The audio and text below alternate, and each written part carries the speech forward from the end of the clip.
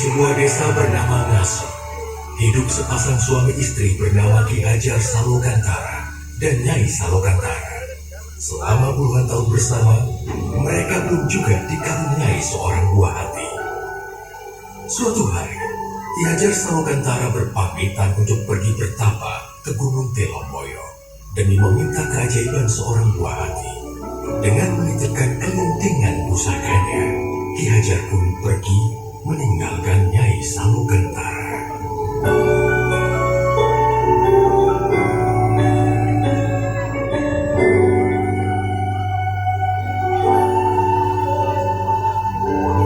Setelah berbulan-bulan lamanya, Nyai Salokantara akhirnya mengandung seorang anak. Namun, takdir semesta mengejutkannya. Anak yang dikandung Nyai bukanlah seorang anak manusia, melainkan seekor ular naga yang bisa bicara. Ia memberi nama naga tersebut Baru Klenteng, nama yang diambil dari kelintingan pusaka milik Ki Hajar Salokantara.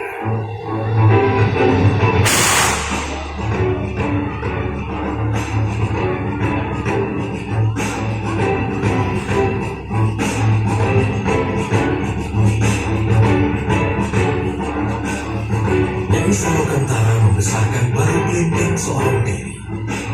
Baru Klenteng memiliki kekuatan untuk memperbaiki segala sesuatu dengan hembusan nafasnya. Dikala Baru Klenteng beranjak remaja, ia mulai bertanya akan keberadaan ayahnya. Nyai Salokantara kemudian membawa pergi untuk menemui ayahnya di Gunung Telomboyo dengan membawa bukti berupa kelintingan. Nyai pun berpesan, Baru, di luar sana akan banyak orang yang tidak menyukai rupamu. Jangan pernah kau membalas kejahatan dengan kejahatan. Percayalah, hanya kebaikan yang akan membawa ketentraman di muka bumi ini. Jika sesuatu terjadi padamu, peganglah kelintingan pusaka ini dengan erat. Senantiasa, semesta akan menolongmu. Hati-hati, Baru. Baru pun terbang meninggalkan tempat tinggalnya untuk menemui ayahnya Ki Hajar Salokantara.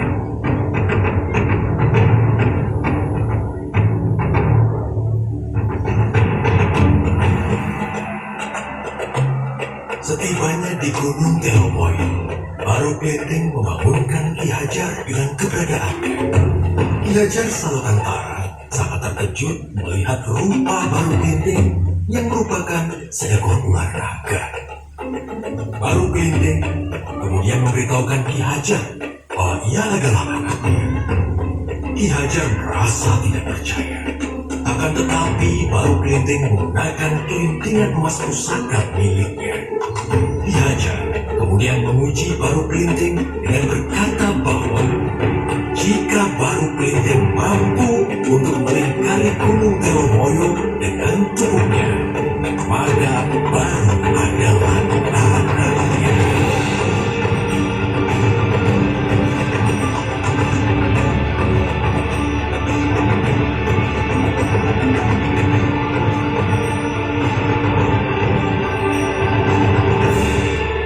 Dengan keberhasilan Baru, Ki Hajar kemudian berpesan, "Wahai Baru Klenteng, kau memang anakku yang dikaruniai oleh semesta.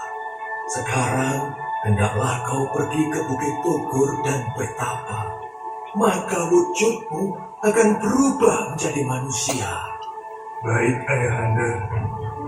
Dengan harapan besar untuk menjadi ciptaan yang sempurna, Baru Klenteng terbang dengan cepat ke Bukit Tugur.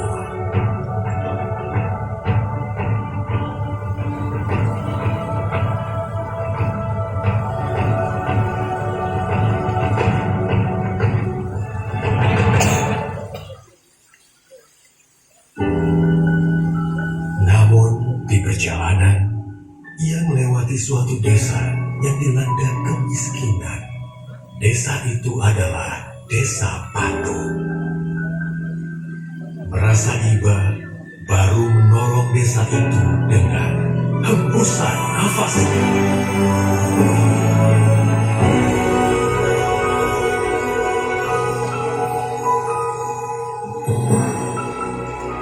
warga desa Patuk dengan berlomba-lomba mengambil semua makanan itu.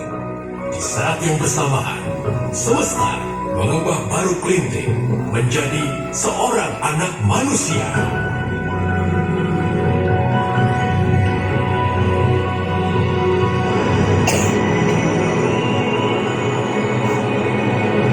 Ia merasa gembira karena wujudnya bukan lagi seekor naga yang menyeramkan.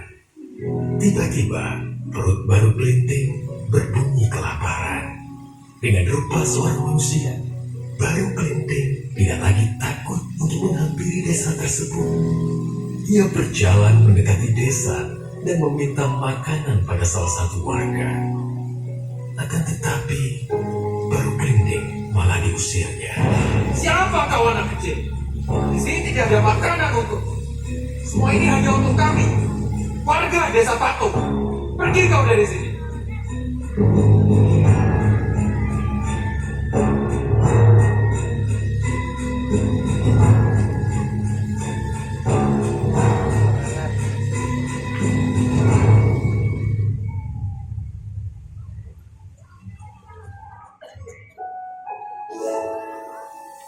Tiba-tiba seorang nenek menghampirinya. Nenek itu menanyakan mengapa Baru menangis.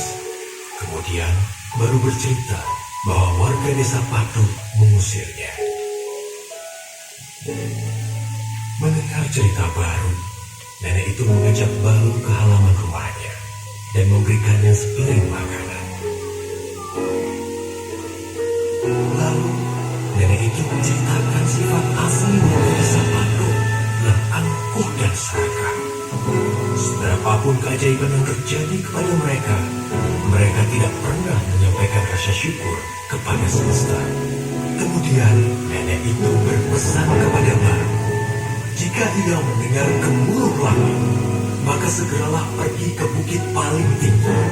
Dari sana, ia akan dapat melihat karma semesta.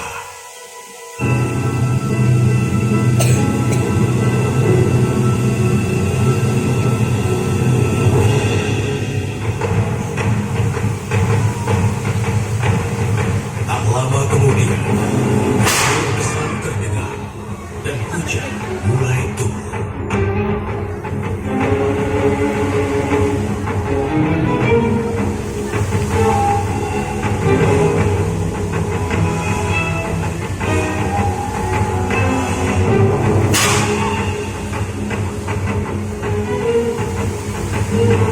Dari kejauhan terdengar suara minta tolong. Baru Kelinting melihat warga desa Patuk dilanda banjir besar. Melihat kejadian tersebut, Baru teringat perkataan ibunya. Jangan pernah kau membalas kejahatan dengan kejahatan.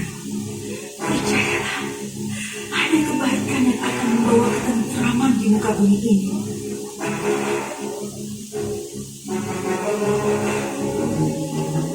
Baru Kelinting kemudian berdoa kepada semesta. Wahai semesta, kembalikanlah wujudku seperti semula. Aku ingin menolong semua orang dengan wujudku apa adanya.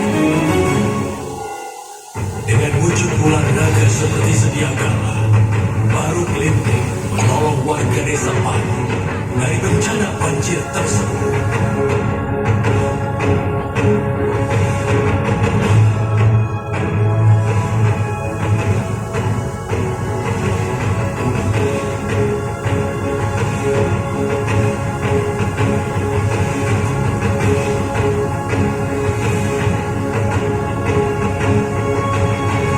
Sampainya di puncak bukit, warga desa Patuk merasa takjub atas sosok seekor naga yang telah menolong mereka.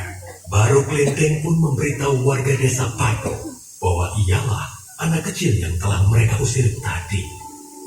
Warga desa Patuk akhirnya menyadari kesalahan dan sifat buruk mereka.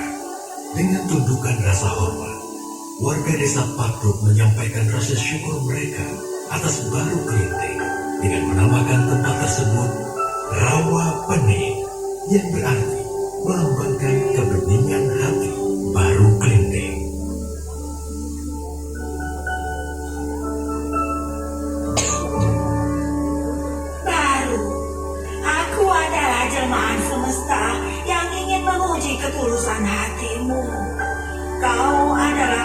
kesatria yang tabah dan tangguh dengan hati yang tulus seperti anak kecil.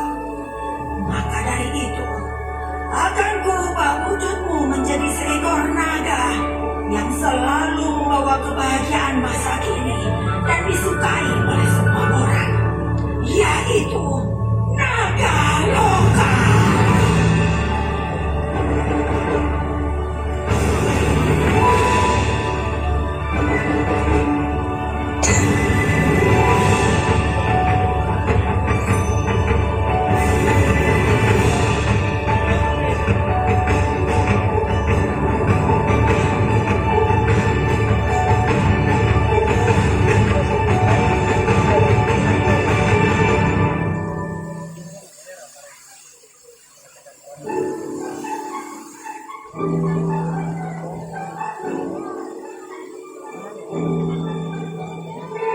Dengan demikian, berakhirlah kisah baru Kente, seekor ular naga dengan ketulusan hati yang pada masa kini berubah menjadi naga loka.